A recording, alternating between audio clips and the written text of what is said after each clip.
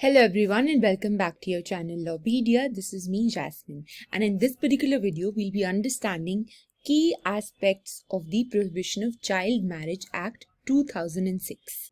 Now before moving forward, we need to understand, and we all must be aware about, that child marriage is not a new phenomenon in the Indian society. It has been prevalent in India for centuries, and for that very purpose, in order to restrict that, control that, and prevent the harsh consequences of child marriage, the Child Marriage Restraint Act 1929 was enacted by British government. So ये एक ऐसा act था जो 1929 में बनाया गया था for the control of child marriage. However, the act was repealed and replaced by this very new act, that is the Prohibition of Child Marriage Act 2006. According to UNICEF, while the roots of the practice of child marriage vary across countries and cultures, poverty, lack of educational opportunities, limited access to healthcare, and poverty perpetuate it. So these are certain circumstances that enhance the probability and presence of child marriage in any society. In March 2020, the Minister of Women and Child Development informed Lok Sabha that the practice of child marriage is largely due to prevailing social customs, traditions, illiteracy, poverty, low status of women in society, and lack of awareness. The minister said that these issues cannot be tackled by legislative intervention alone. So I hope from this you got a brief background of why the Prevention of Child Marriage Act was enacted and what are the basic ingredients due to which the child marriage is still prevalent in our society. Moving forward, a child means a person who, if a male has not completed 21 years of age and if a female has not completed 18 years of age. So now these are the limits prescribed for a child according to our law. And child marriage means a marriage to which either of the contracting parties is a child. Moving forward, Section 3 of the Child Marriage Act provides that child marriage to be voidable at the option of a party. So now the key distinguishing factor over here would be that child marriage is not void. However, it is voidable at the option of a party. So now the key difference between being voidable and void is something that we call void is equivalent to nullity from its inception. That means if you are stating that something is void, we are referring and we are basically saying that it does not exist from its very beginning. However, if we are referring to something as being voidable, we are implying that that particular thing can be made a nullity on the basis of an application or on the basis of a request made by either of the parties. Now, Section 3 basically talks about every child marriage, whether solemnized before or after the commencement of this act, shall be voidable at the option of contracting party who was a child at the time of the marriage. Very basic, simple language has been used in the act in order for us to understand better. That means if there is any child marriage that is being conducted, that particular marriage can be declared invalid on the basis of the party who at the time of contracting the marriage, that means when the marriage happened, was a child. So now next, petition for annulling a child marriage by a decree of nullity may be filed in the district court only by contracting party to the marriage who was a child at the time of marriage. So now this particular aspect talks about jurisdiction. The jurisdiction in cases of Section 3 will be of district court, and who can file? Only the person or the contracting party to the marriage who was a child at the time of marriage can file a petition for annulling the marriage or declaring the child marriage as invalid. Moving forward, so the key aspect, as I have already elaborated, is that child marriage is only voidable and not void. And that is what Section 3 elaborates upon. Now, if at the time of filing a petition, the petitioner is a minor. So now what happens in those scenarios is the petition may be filed through his or her guardian or next friend along with child marriage prohibition officer. Now, a very important question that you may ask, over here is who is a minor. A minor according to the Indian law is a person who hasn't attained the age of 18 years. And the petition under this section, that means section 3, may be filed at any time but before the child filing the petition completes 2 years of attaining majority. Moving forward, now section 4 of the Act provides for maintenance and residence to female contracting party to child marriage. Therefore, now what does this mean? This means that while granting a decree under section 3, the district court may also make an interim or final order directing the male contracting party to the child marriage, and in case the male contracting party to such marriage is a minor, his parent or guardian to pay maintenance to the female contracting party. And this particular provision has been provided by Indian law in order to enable the female counterpart of the child marriage to sustain herself while the marriage is still subsisting and while the proceedings are still going on. So the law has provision for making a marriage invalid. The law also has a provision for providing maintenance and residence to female contracting party to the child marriage. Quickly moving forward, custody and maintenance of children of child marriages. Now, where there are children born, what happens in those cases?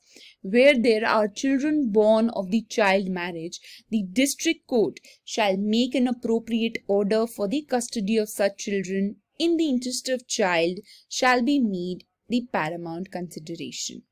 Now, this particular section 6 of the Prohibition of Child Marriage Act clearly provides that if a child is conceived from child marriage, irrespective of the fact whether decree of making that particular marriage invalid has been passed under section 3 or not, such a child shall be deemed legitimate for every purpose.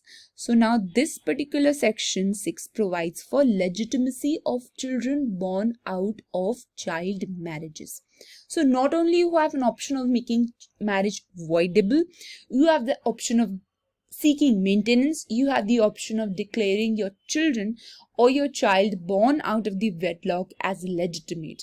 Now, what is the significance of declaring legitimacy of a child? It is for obtaining various other benefits provided under various acts of the Indian law. Quickly moving forward, now understanding the punishment. Of course, if you're contracting child marriage, you will be liable, you will be held liable for punishment under this particular act. Section 9 of the act provides for punishment for a male adult marrying a child. Whoever being an adult above 18 years of age contracts a child marriage shall be punishable with the rigorous imprisonment which may extend to 2 years or with fine which may extend to rupees 1 lakh or both.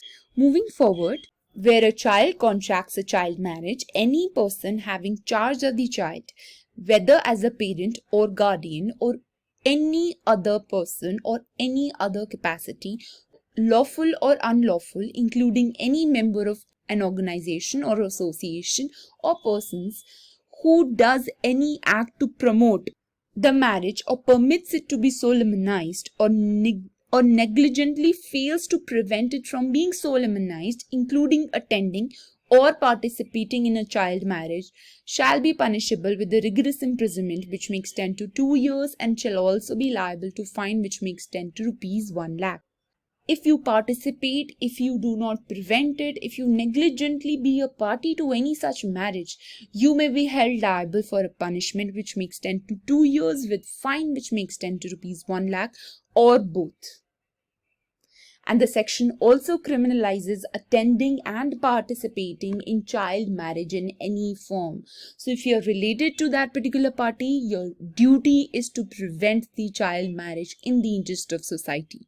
Another key aspect to note over here is offences under this particular act are cognizable and non-bailable. Since it's a serious crime that you're committing against the society, the offences, if any, committed under the act have been made cognizable and non-bailable by section 15. So now we understood the whole structure of the legislation, the law. We understood how it's avoidable, maintenance, legitimacy of a child, punishment for both the person who is marrying and participating.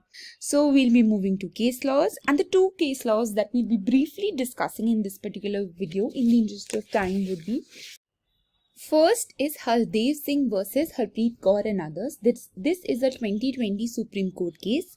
Now in this particular case, the core question was whether Section 9 that provides for punishment applies only where a male adult above the age of 18 years marries a female below the age of 18 years.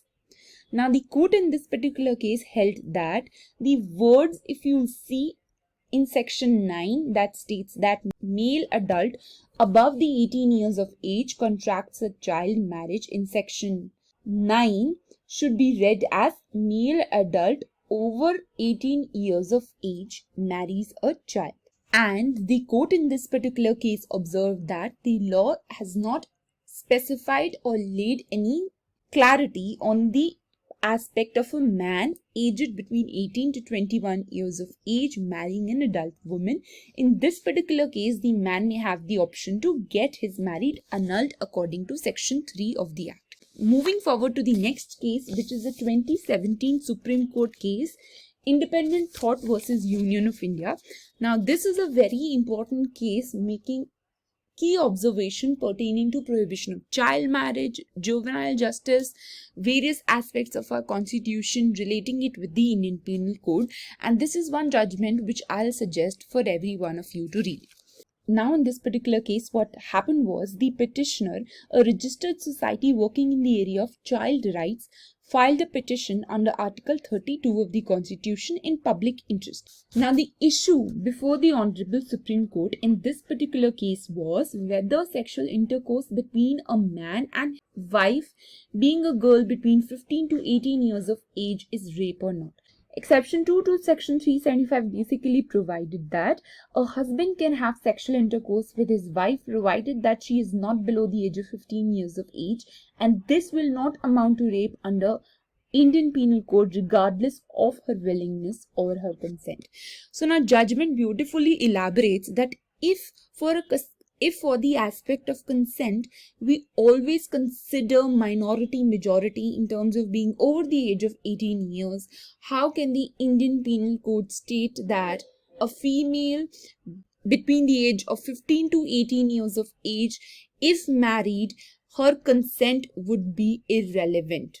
Sexual intercourse with a girl below 18 years of age is rape regardless of whether she is married or not. So the aspect or the ambiguity created between the age of 15 to 18 years was clearly struck down by the Honorable Supreme Court in this particular case.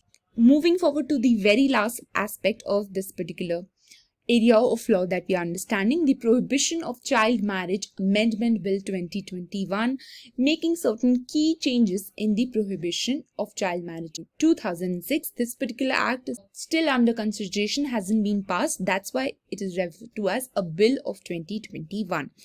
We will understand certain key aspects of the amendment bill and conclude our video for this particular topic. So now, the bill amends the Prohibition of Child Marriage Act 2006 to increase the minimum age of marriage of females to 21 years.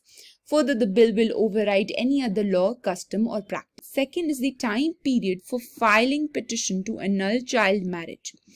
Under the 2006 Act, as we have already studied, a person who is married before the minimum specified age may apply to annul the marriage. Section 3, we all remember, the petition must be filed within 2 years of attaining majority, that is 20 years of age. The bill increases this to 5 years. So now the Hindu Marriage Act 1955 codifies law relating to marriage among Hindus. It permits a woman to file petition for divorce if she is married before the age of 15 years and she repudiated the marriage before she turns 18 years. The bill proposes to amend the 1955 Act as well to increase the maximum age till which a wife can repudiate the marriage to 21 years. So now the age has also been increased, further another positive aspect in order to curb the prevalence of child marriage. However, the bill also amends the Prohibition of Child Marriage Act 2006 to allow the annulment of marriage till 23 years. So here we see a slight ambiguity in terms of providing 23 years over here and 21 years over here. So now this is something that law will have to harmonize in understanding and therefore adopt a suitable uniform practice. With this, we come to the end of our video. I hope you did understand the key aspects of Prohibition of Child Marriage Act, various sections that we have discussed, case laws, as well as the concluding amendment bill of 2021. So thank you so much for watching. Please stay home, stay safe, and keep learning.